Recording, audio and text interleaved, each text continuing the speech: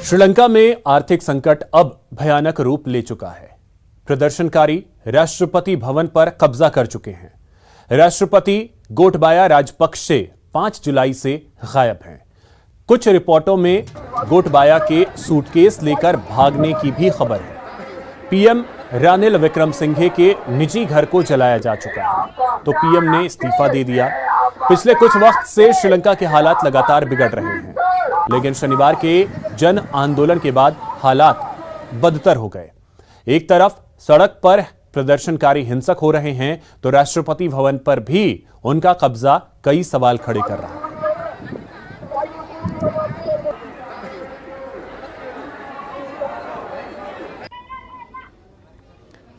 श्रीलंका में अराजकता की 5 तस्वीरें देखिए। श्रीलंका में रविवार को भी राष्ट्रपति भवन पर लोगों का कब्जा रहा।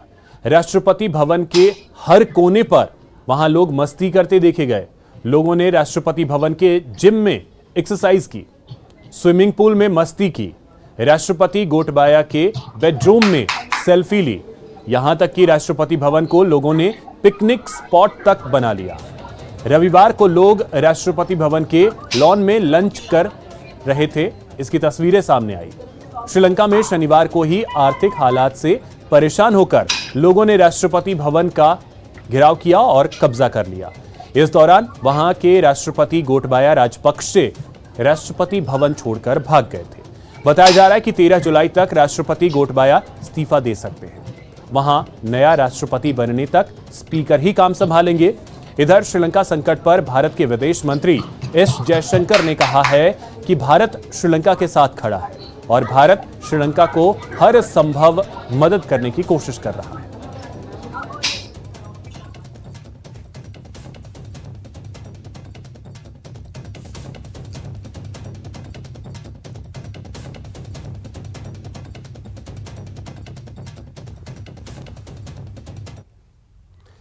इस प्रोटेस्ट में यूथ और स्टूडेंट शामिल हैं।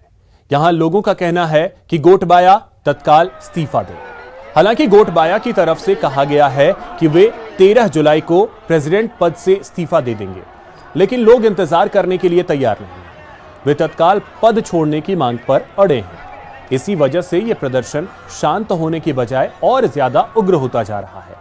पिछले 1 हफ्ते से लोगों को ईंधन का इंतजार है। व्यावसायिक प्रतिष्ठानों के पास भी ईंधन नहीं बचा है। फ्यूल का संकट इतना गहरा गया कि वाहनों की आवाजाही लगभग रुकी हुई है। श्रीलंका के पास खाद्य सामग्री भी खत्म होने की कगार पर है। महंगाई के रोज टूटते रिकॉर्ड ने भी चुनौती को और ज्यादा बढ़ा दिया।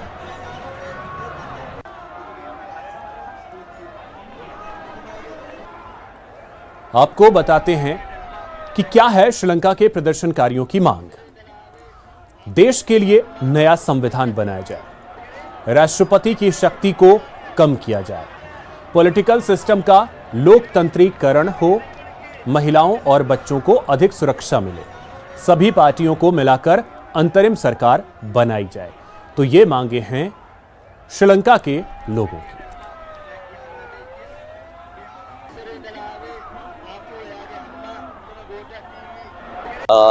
छह महीना का एक ग्रुप इधर रहेंगे, अदर लोग घर जाने का।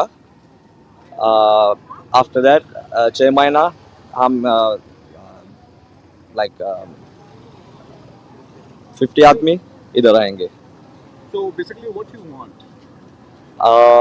We want our justice. हमारा हक के लिए वो प्रोटेस्ट होंगे। बहुत लोग आ गया कल।